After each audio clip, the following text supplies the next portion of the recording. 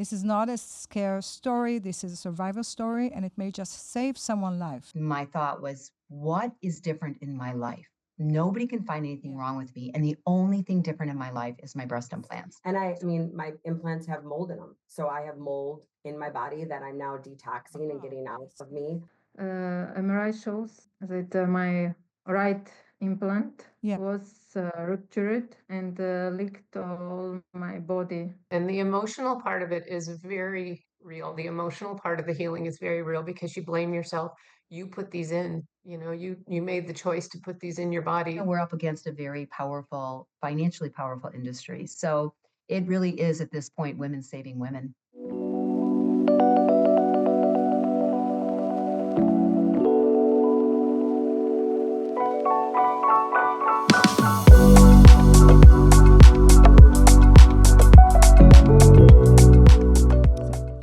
Hello, everyone, and thank you for joining another episode of Living Life with Leora.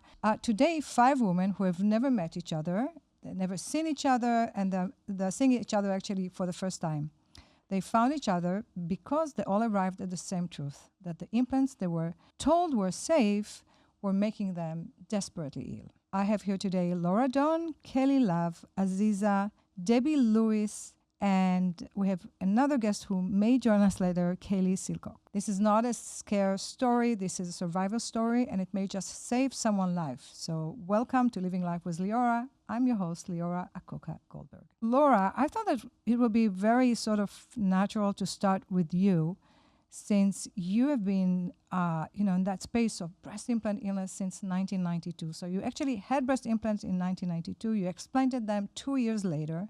And I'm just interested to know at the time, what were you feeling that you actually wanted to remove these breast implants? Yeah, well, thank you. And first, I would like to thank you so much for doing this and putting this together with these amazing women. I think each of us has a pretty powerful story. It's like putting pieces of the puzzle together. So for me, I was 26 years old. I'm now 62, so it's been decades actually. It wasn't something on social media. It wasn't something that popped up. Yeah. 26 years old and symptoms, severe symptoms, didn't know what was going on. Doctor to doctor, nobody knew what was wrong with me. In the end, for me, it was my God-given gut. My thought was, what is different in my life? Nobody can find anything wrong with me. And the only thing different in my life is my breast implants. So much different. This is so much different than what other women experience. Like something popped up on social media or a friend was talking about it. And back in the 90s, it was like an underground of women that were suffering in silence and didn't know why. It was far different than what we're dealing with now. I would like to think had in the 90s we had social media, I would like to think at that point that we could have stopped this insanity. However, we're up against a very powerful, financially powerful industry. So it really is at this point women saving women. So it was my God-given gut. Yeah. I It was like a I gut knew feeling that you had probably, but what were your exact symptoms that symptoms, actually got you to think, well, this must be my breast implants. implants? Can you name? Yeah, I was 26, an aerobics instructor back in the Jane Fonda days, aging myself. Yeah. It started out with fatigue, like not normal fatigue, a fatigue almost like you had the flu, almost like you were hungover, dry eyes, severe dry eyes. I would wake up in the morning and put wet washcloths on my eyes. Brain fog, memory loss. My husband would have to finish my sentences. My hands were cold, heart palpitations, anxiety, weight gain. I gained 30 pounds in 2 years. And again, I was an aerobics instructor, so I was fit, took really good care of myself. A lot of gut issues, bowel issues, just things that were just unexplainable, doctor to doctor, pretty much the story. We could really write this book in just different chapters with just different names, but all the same stories. Yes. Um, So so I actually want to show that iconic picture that you shared with me. Ben, can you pull that picture of Laura where she's holding that sign, iconic sign? I think, what year was it? Like 1994, maybe? yeah, my husband and I started a support group after I got my implants out and I got better. And we started a support group, and this is us down in Chicago picketing. If you notice the suit, the costume in front of me, the mice, it's basically a lab rat. That was the reason she was wearing that. That we were lab rats, and we're I can still see it lab now. rats. Now that you mention, I can see the head. Yeah, she Incredible. was a lab rat. So this is So the beginning of FDA. social media, I would call it. Yes, exactly. So I want to go actually to you, Kelly, because you just explanted, right? You had, I believe you had a ruptured implant and you had issues with your neck. You almost had a surgery there. Tell me about your story and how long did you have your breast implants and what were your symptoms? Yes, I am 33 days post explant, and I Amazing. feel absolutely, my whole life is back. In fact, I almost started crying just now, listening to Laura, because it's crazy that the last 32 years, my life really hasn't been mine. But I didn't know any of this, right? I didn't know it was because of the toxic bags inside of me. Yeah. And so, yeah, my first set was when I was 19. And then it ruptured. And then 10 years later, when it ruptured, I got another set. And then 21 years later, I've just been sick. The tiredness, the fatigue, always. I'm never refreshed ever when I sleep, and I sleep all the time. Sometimes I would drive and I would have to pull off the road because my body would just shut down on me. Yeah. The inflammation from my skull all the way down the back of my neck, my chest, my arms, so severe that I would not wear my seatbelt because it was so painful just to try to turn to put it on. And yeah, I was looking into neck surgery. So I was starting to speak with surgeons because I was holding my skull up all the time. I couldn't wear ponytails because it would hurt my skull. Wow. And this has been for 20 years. Were you ever, though, diagnosed for anything? Did you had blood tests? Did you try to see whether you had maybe Test after issues? test after test, and all I heard was, "There's nothing wrong with you. Okay, that's There's very nothing. common. There's nothing wrong." And I was like, "Well, there's something wrong." I would break out in hives of like rashes all on my back and my face, itchy. I would always be itching, from food. I mean, Yeah. if I would eat a salad, it would just put me out. I'd go to sleep. It's so amazing how the body just reacts, right, to these toxic bags. And um, I'm like so overwhelmed. I think I'm going to start crying because Yeah, it's a very emotional thing, isn't it? What is it about it that makes you feel that like you get so emotional about it?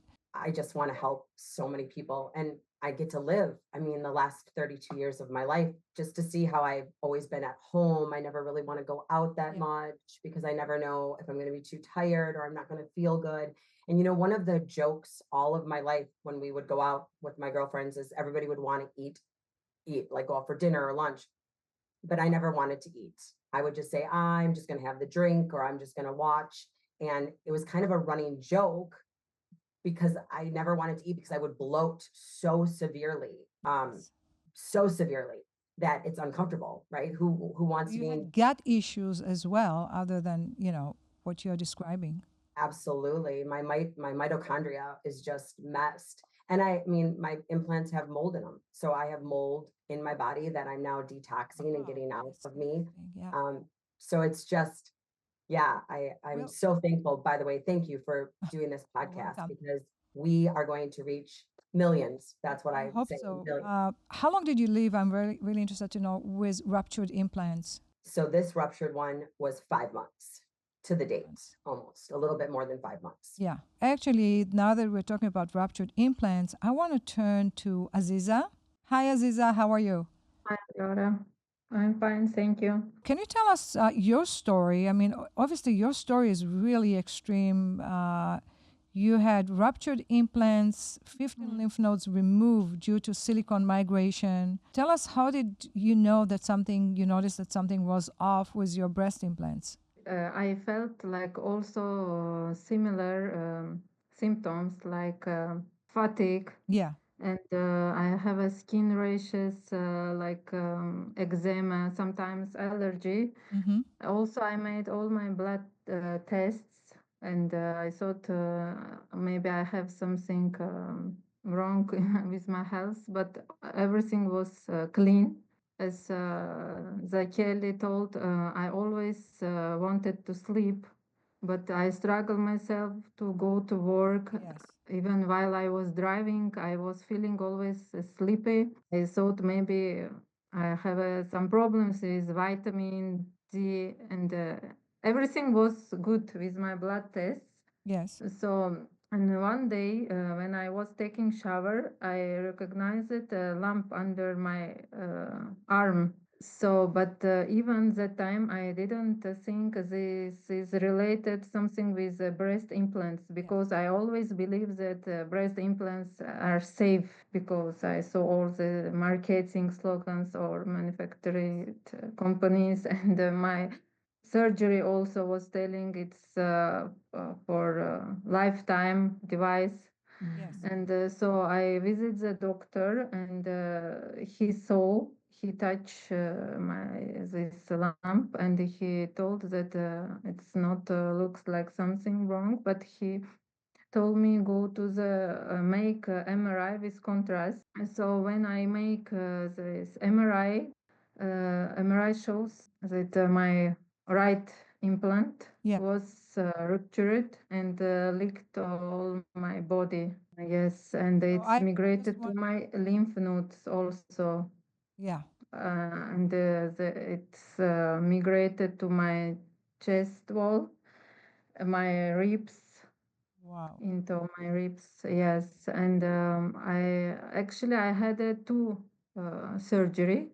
First, my surgery was in my home country in Uzbekistan. It was emergency surgery, but the doctors just removed the ruptured implant. But in my country, the doctors doesn't have this kind of experience with the ruptured implants.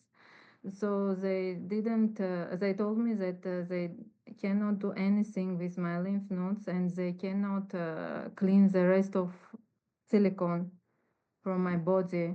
So I decided to find some doctors in abroad, and I traveled to the India, and I had a consultation with breast oncology doctor, and he also suggests me to make a MRI, and the MRI shows that same, like the silicone migrated to my lymph nodes, and it's affecting and give reaction also. My lymph nodes was become big. Don't know how to Yeah. explain. Lymph So nodes yes. enlarged. And yes, and the doctor advised me to surgery urgent. So I made my second surgery in the India. So my histology also show it's luckily I don't have anything like cancer, but the silicone was give a reaction. My lymph nodes was giving reaction to the silicone. You shared with me, thank you, your medical reports. And indeed, Yes. there are 15 lymph nodes removed due to silicone migration, and you had negative. The pathology report shows that there is no cancer, but there is a Yes. response, a high marker response for a foreign material. And that's Yes. you're having large lymph nodes. Wow. And also, yes, one is moment the doctors left this strip of the silicone, and the thick of fibrous capsule they didn't remove because they thought it will be very dangerous for me. So I have to regularly make MRI and follow this. Yes. So, The do you have any symptoms right silicone, now? which is inside me still. This Yeah, in my yes. it's amazing. How long ago was that procedure done, the last one? In February this year. And how do you feel right now? I feel like physically, of course, there are some pains, and I make exercises because, and I have to take care of my right hand where was removed the lymph nodes. Emotionally, I'm not very good because I threw. And in these 2 years, it's like a nightmare for me, for my two daughters, and my family as well. and I cannot work. I stopped my career, and have a big, like emotionally and financially losses as well. I think that it's really something very common that I hear from women, you know, issues with breast implants. They not only lose their health, but also their ability to work, and sometimes, you know, in extreme cases, even the home. I've interviewed a woman who was sharing that story, which is incredible. So Deborah, you have also such an interesting story. You had two sets of implants over a period of 30 years, and you had some capsules left behind because they were adhered to your ribs and chest wall. And also, you shared with me that some of your pectoral muscle was not reattached properly. Well, tell us more about this. This is like shocking. I mean, when you think about it, how can a plastic surgeon leave you like this and just send you back home?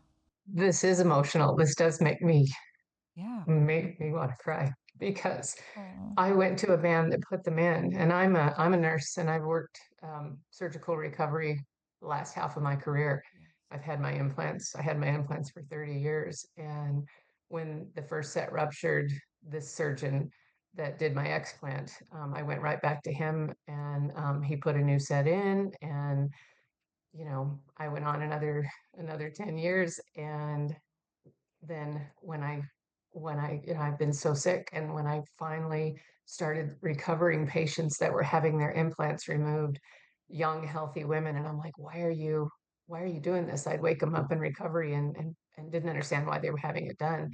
And when they told me about BII, that's when I finally was like, oh my gosh. And I went online and read about it, and you could have put my picture right next to it with every symptom. And that was on April 1st. And I called my surgeon that day and told him I want him out because of BII. And he thought I was crazy, but he would do it for me. He didn't believe in it. He thinks this is all ridiculous, but he said he would do it for me. Yeah.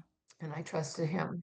And I woke up from surgery thinking everything was okay, and didn't realize what he had done. It wasn't until a couple weeks later when I got sick again. I got like all my symptoms went crazy. And I pulled my operative report and saw that he had left capsule, and that he had unattached my muscles and didn't reattach them. He left non-dissolvable sutures in there. There was just a mess going on. Did you have And ruptured when I implants? No, my implants were absolutely intact. And if he had done a complete capsulectomy, I probably wouldn't have had the issues that I was having. But when he didn't, it was like he just let everything explode into my body by opening them up and leaving them in there. And he had cauterized them to my ribs and my muscle, to thinking that that would keep me from having any problems from the remaining capsules.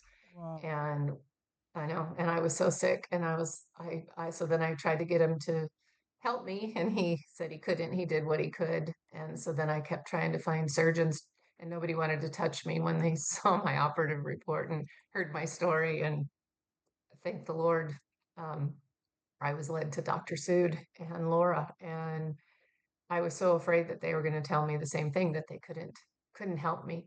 Yeah. And they they did. They said, "Oh yes, this is something we can do." And my husband and daughter and I traveled to Dr. Sood, and he had his work cut out for him. I sent you the video from surgery that Laura had taken, and but he cleaned me all out, and so now fixed me up, and so now the journey starts. The healing journey starts. That was in December, and I still I think that it's going to be years of recovery. There's the good and bad days. Listening to y'all talk about the fatigue that nobody can see. We all look fine. We look like we shouldn't have a problem. And that fatigue is just crippling. And I wasn't able to work a lot. I wasn't able to work. We sold our house. I was working in Indiana, and I told my husband, I think you need to take me home. I think I'm dying. I just need to go home and be with my kids and my grandkids, because I think I'm dying. Wow. And it was very real. And financially, I had two surgeries that we had to recover from with me not working. And so that's a big thing. And the emotional part of it is very real. The emotional part of the healing is very real because you blame yourself. You put these in, you made the choice to put these in your body because of whatever reason we all had. And um, and it wasn't our fault. Like Laura says, you don't know what you don't know. And now we're just paying the price for it. And I know that God is using this. I know that this is my journey is not for naught. I know that this is to help other women. And you Um, wrote a book, Debbie, right? I Can you did. tell us I about did after the first one because my surgeon treated me the way I was, that like I was crazy. He thought he was humoring me by taking out my implants, and he did me a disservice because it wasn't something that he was good at and believed in. So he actually made it worse for for the poor job that Dr. Sood had to pick up the mess from. Um, and so I didn't want other women to go through what I'm going through. And I had written a couple books on dementia already. And so I'm like, well, if somebody reads this somewhere, at least even if at least one I, person, I 10, 100, you never know. Yeah. exactly, exactly. This is such an emotional journey. I mean, Laura, you are also a patient advocate like myself, and you're talking to quite a lot of women, and we are very visible in a Facebook support group. So, what are the? I mean, I want to ask you, and then I will go to Kelly. What is common in the stories? Because it's so, I see a thread here, from all the stories that we are seeing. What do you think is very common with all these stories, BII stories? It is. Yeah. I mean, everything you're saying, I spend more time just not just, but shaking my head. The stories are so similar. So BII does not discriminate. It doesn't matter if you have saline implants, you have silicone implants. We hear the same thing. It is, I mean, every single day. There's no way, this is what I usually say, there's no way hundreds and thousands of women are making this up. There's no way. We got them for a reason. The last thing we want to believe is that our implants are making us sick. It's not like everybody's jumping on the bandwagon. We've got nothing better to do than have our implants removed. By the time they get to the good surgeons that are doing the proper explants, they have done better research than the FBI. By the time they're on the phone with me, they already have ruled out conventional. They have been to every single doctor. In the end, it really, truly does come to their gut feeling or another woman sharing a story and saying, that's me.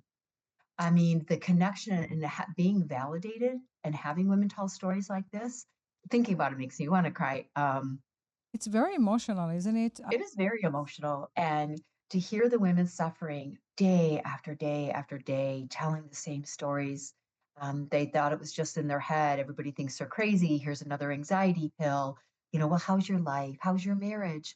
Clean up your diet. They've already done all that before they get to us.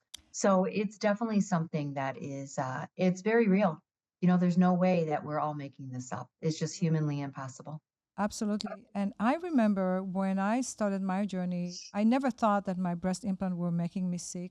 2020, I was like Kelly shared with us. My gut were not doing well. I was swollen. My lymph node were slightly swollen.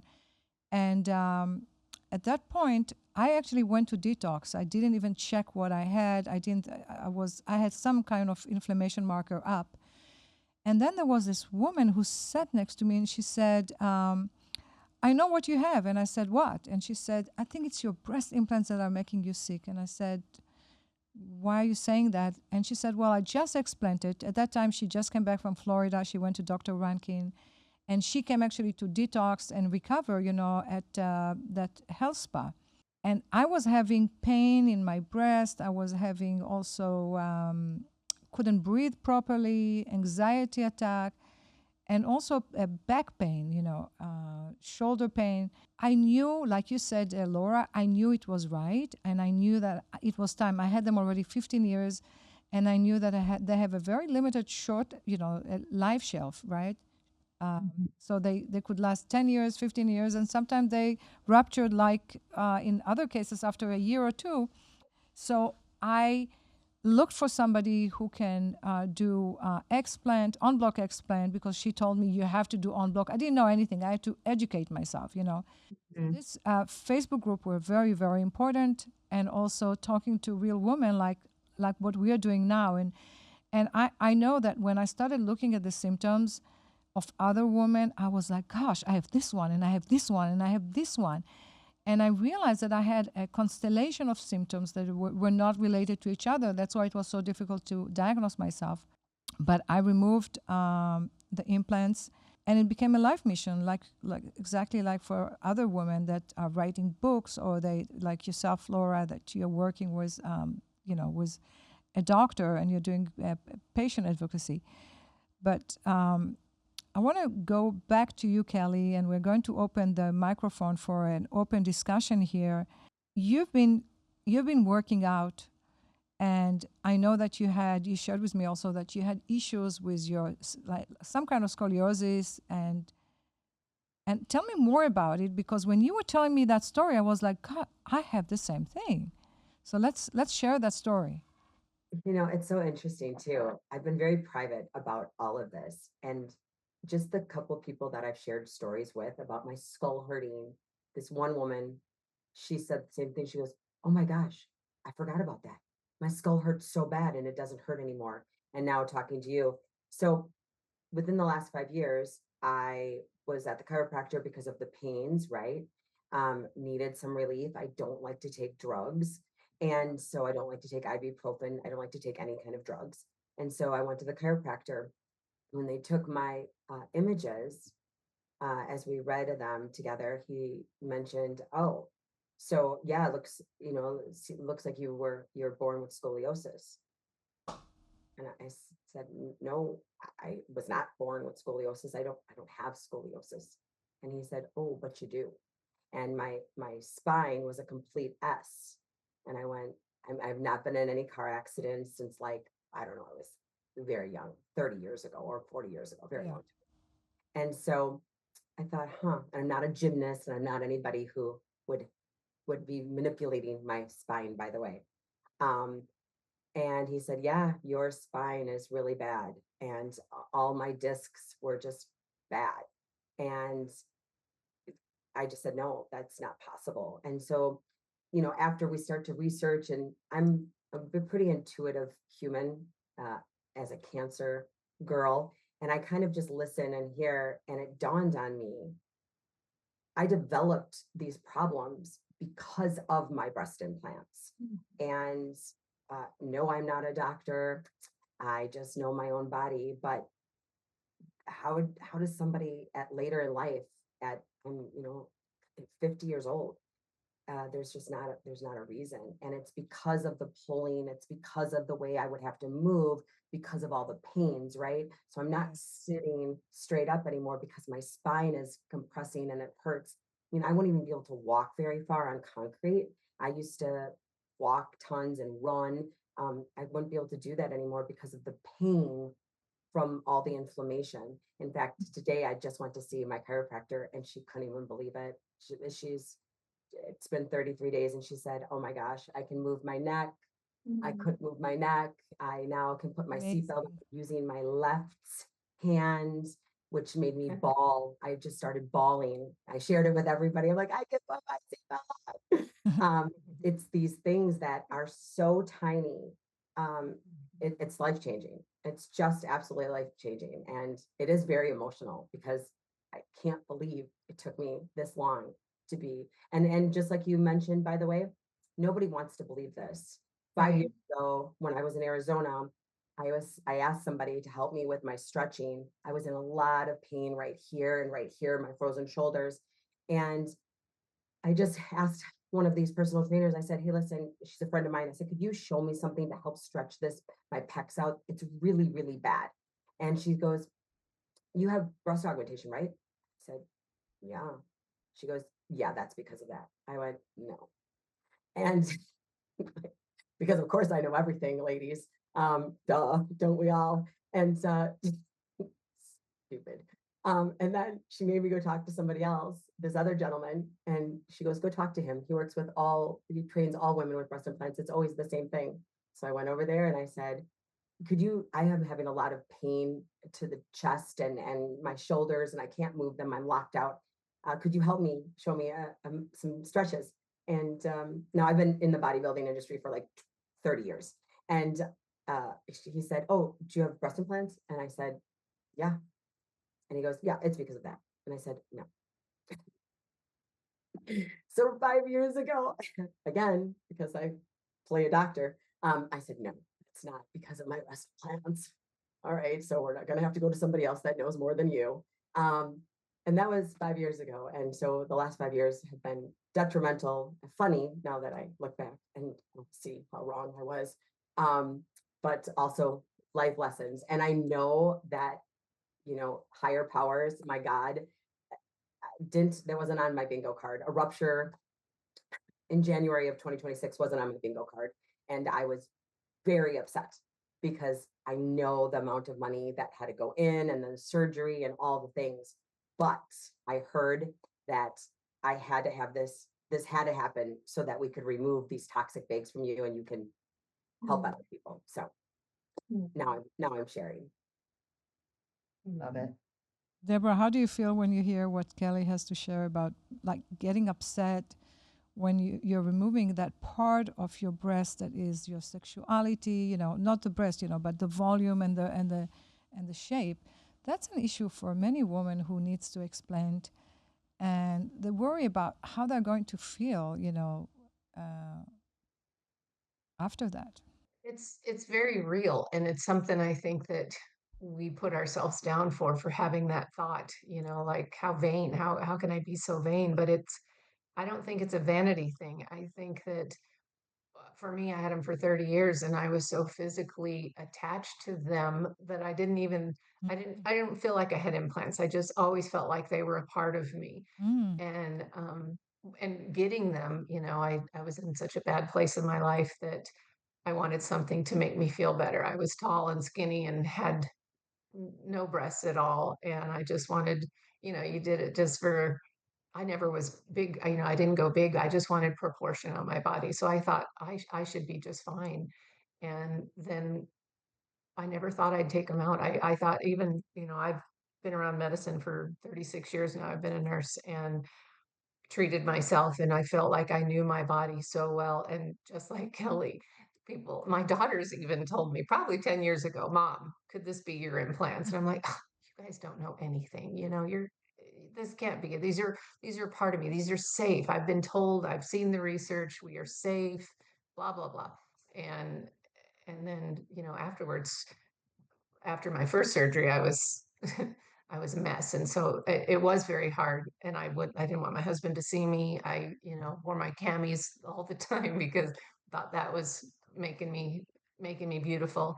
And so when it came time to actually get things fixed, um, we went the extra mile and had Dr. Sood clean things up, pretty things up for me because it did matter. I wasn't going to, but in the end, it did matter when you think about it. And I'm not disfigured, but I'm totally different than what my mind always thinks of myself. And so it's relearning and learning to relove yourself and where you are right now. And it is a journey, and there's some days that I don't want to look at myself in the mirror with my scars and all of that, but but I'm okay. I'm happy. I'm so thankful, like I said, at coming back here and being able to be with my family and being healthy enough to be with my family. I have more good days than bad now, and I know that and I'm able to work, which is huge. Exactly. And you But know what? you know, You do get used to it. So it takes time, and I feel that if women can put that extra, like you called it, go the extra mile and do some fat grafting and proper breast lift, that makes a huge, huge difference. It makes it so much easier. Yeah. Yeah, definitely. definitely. I mean, it's and it's very valid. I mean, the sad thing is, I think so many women are just frozen. They're so debilitated with the thought of what are they going to look like. And that's where it goes to, I'm being vain. I want my health back, but we got them for a reason. They go back to that place of, what they looked like before or how they felt about themselves. So the mental aspect of this is so very important. It's mind, body, soul. It's being in the right headspace, knowing what the expectations, allowing yourself to heal, patience and grace. It's all part of the healing journey. Um, definitely. But Kelly, you just hit on, the neck. Every single patient, every single woman is, I can't move my neck or my shoulder, I have pain here. The structural is a huge part of this. It changes everything. Those capsules are stuck to the rib cage. It changes their structural, their shoulders, releasing, the shortness of breath. They can't take a big breath.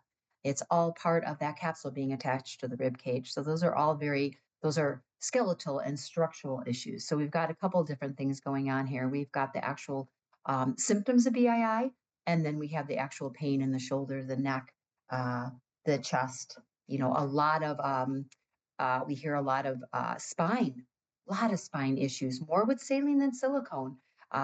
Fusion, spine issues, surgeries, Bulge disc, lots of degenerative bulge disc, yeah. And you know discs. what? It's really interesting what you're saying, because it's not just the physiological aspect of changes, autoimmune, responses to the breast implants, but also there is an effect on the skeletal and the muscular system. And as an exercise physiologist, I've seen it on my body. I've been teaching Pilates all my life, yoga, and there are certain things. Once I had a breast augmentation, I had a frozen shoulder, I had issues with my neck, and I lost a lot of strength in my arms and upper chest. So, and then when you do the second surgery, which is the explant, and I had it, I had like 3 surgeries. So what happened is that you're really losing also the function of your muscles, and your body is shifting, changing, and that's why we get scoliosis and other issues, that there is a compensation going on with the spinal alignment. And I don't you guys think that women should get physical therapy after explanting? Yeah, I definitely do. Did the other girls on the call, did you notice a difference with your movement, your being able to move a little bit better once you were explanted? My sleeping on my pillow was an issue. There was only certain ways I could sleep, and that has resolved. I think that the flexibility in my shoulders and my arms, I lift and move a lot of patients, and I had gotten to the point where I'm like, yeah, I'll do the head because that's the lightest thing. And so now being able to actually use these muscles, but you're right, the weakness of them, because we haven't used them in so long. I think that having physical therapy or some kind of therapy afterwards would be huge. Yeah. I think it should be part of that healing. Yeah. Leora, can you touch on a little bit more of talking about muscle repair and the importance of it? Yes. So the muscle, are you talking about the muscle reattachment during Yes. en bloc explant? Yes. So it's like we all think that it's something that every doctor will do, especially when you have your breast implants placed partially or under the muscle. That's where they do the big dissection of the muscles. So I've seen, unfortunately, women that came to Dr. Feingold where the muscle was not reattached, like you had that experience, Debbie. And you can actually see the muscle pulling up, and they're going towards the clavicula. Clavicle. And it looks like wings. And obviously, so but this muscle has to be reattached so that you don't lose the function of your arms, your upper chest. And there's so many muscles that are, actually you can see it on my Instagram account, Leora Wellness. You can see that there are a lot of muscle that are attached to that kind of little, we think it's a little thing, you get a pocket, you put the implants and you go. But not only that the lymph nodes are being, compromised, and even if you are not removing lymph node, but you are disrupting the pathway of the lymph node, but also the muscle, if they're not attached properly, then you're losing kind of, that function of pushing, holding, carrying heavy weight. And guess where it's going? It's going to go to your spine. And it's going to put pressure on your spine, and then you have bulging disc, or you have herniated disc, you have issue with your neck because you're not strong enough. So I think for women, they have to check with a physician if he's doing muscle reattachment. That's very, very important. And they should do physical therapy after that too. I think it's a communication thing. You know, when I went to my first surgeon, because I knew him and I trusted him, and you know, I just assumed that he was going to do all the right things. Yeah. I didn't know what the right things were because on the first surgery, I wasn't as educated on this as I would have wished I would have. That's the part where I beat myself up is I didn't educate myself on it enough to know that if he wasn't comfortable doing it, I shouldn't have done it. And you know, Laura had said it was like blinds. You know, my like someone had opened a blind and my muscles were sitting up here. And it was actually a chiropractor.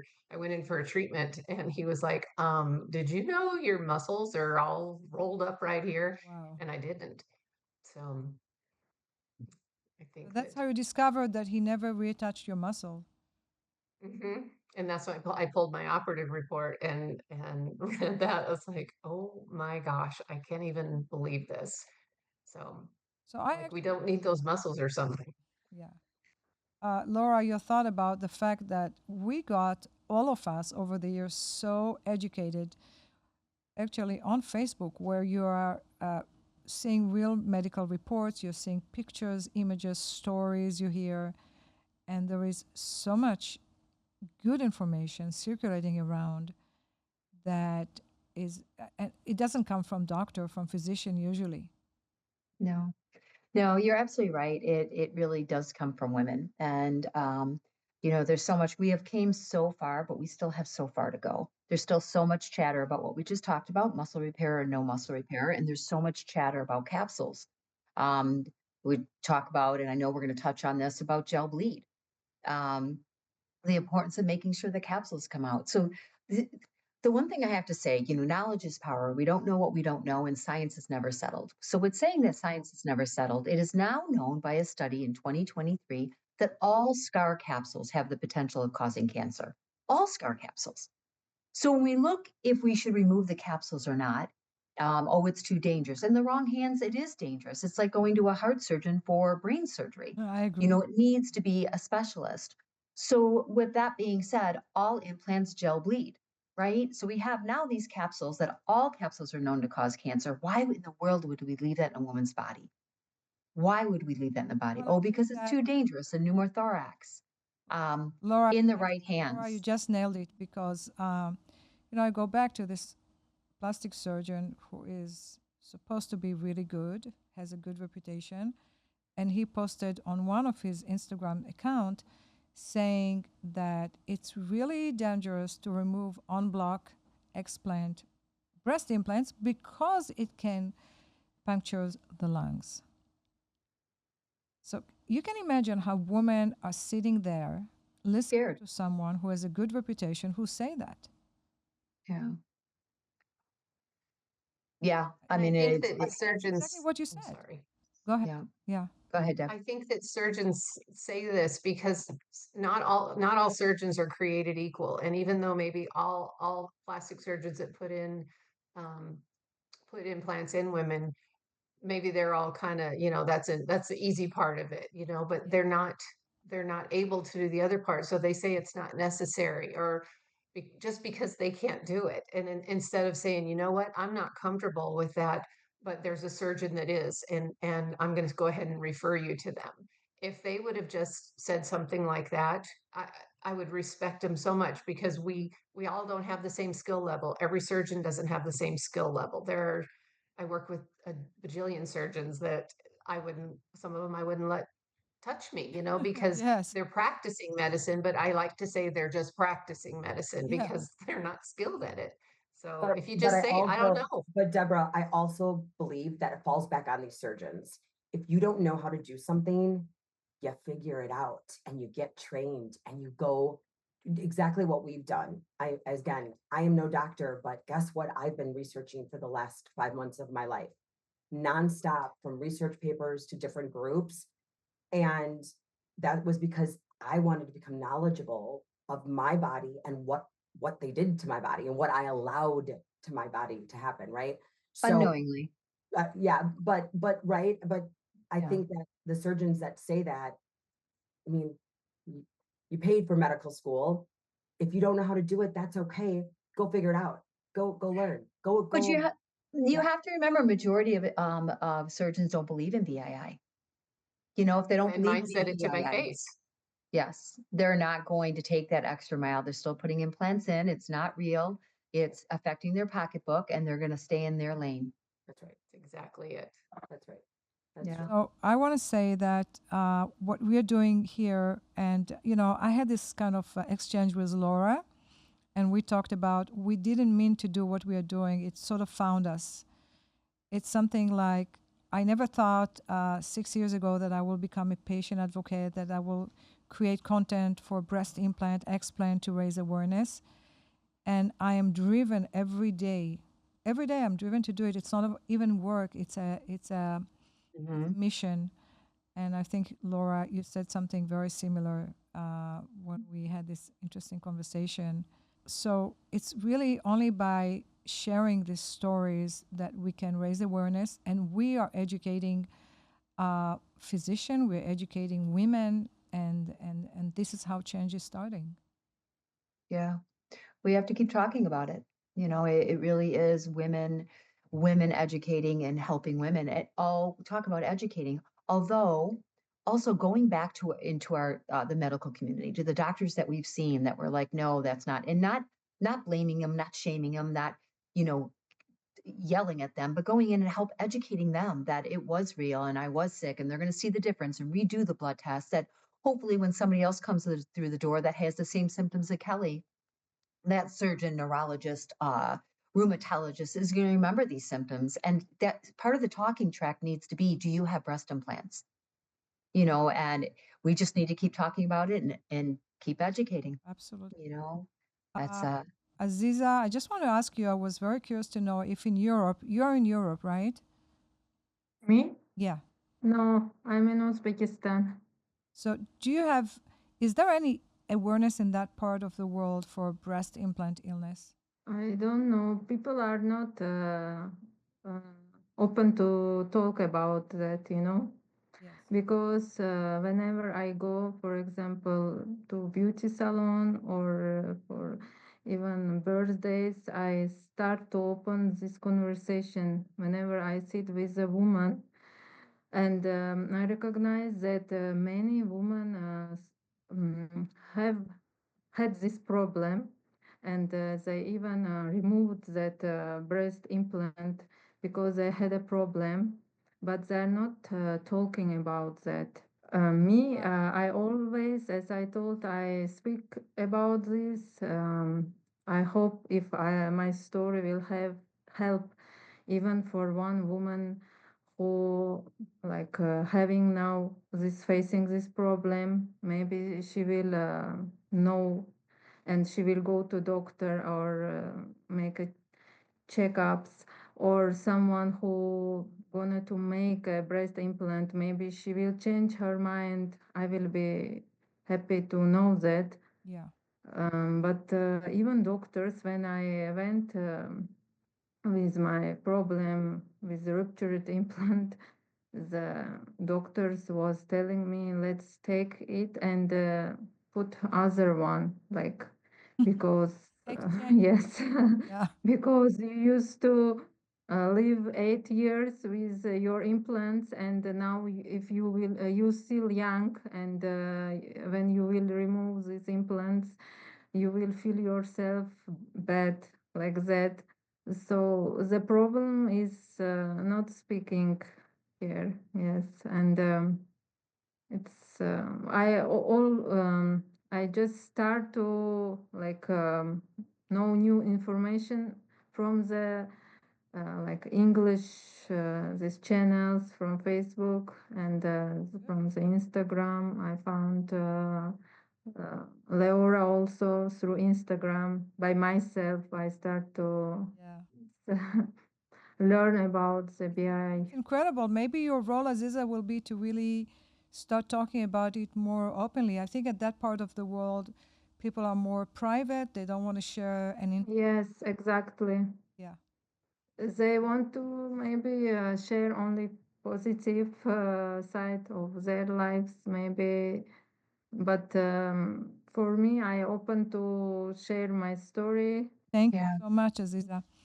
Anybody else wants to share anything else before we come to a closure today? Leora, I want to talk about a little bit about the gel bleed. I know we were going to touch on that a little bit. I think it's really important to mention that because women assume that they have to have a rupture to be sick. The majority of implants that we take out are not ruptured.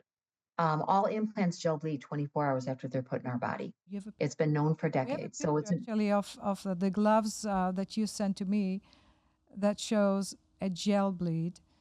And I've seen it also with Dr. Feingold, where you can see that the implant is not ruptured, but yet you get that kind of sticky. Can we show it, Ben? Yeah, that's the one, right? yeah, that implant is not ruptured.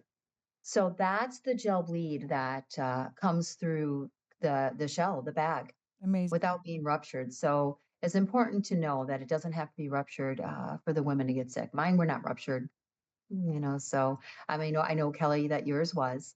And then we had a host of issues with the other girls, but it's important to know Yes. that that doesn't need to happen.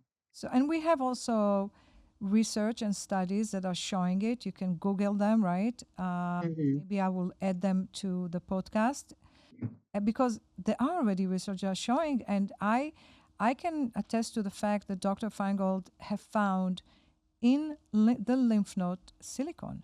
So it migrated, and they were not, I don't think that they were ruptured, They were just sitting there. Maybe they were, I'm not sure, I don't want to say, but they definitely migrated to the lymph node, and sometimes you have to remove them, like in the case of Aziza, which is a very extreme case of ruptured implant.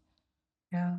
We just actually, ironically, had a case today. She came from Australia, and her implants are not ruptured. And there is evidence with a study, a scan that she had done that shows silicone in her lymph nodes, and they're not ruptured. Wow.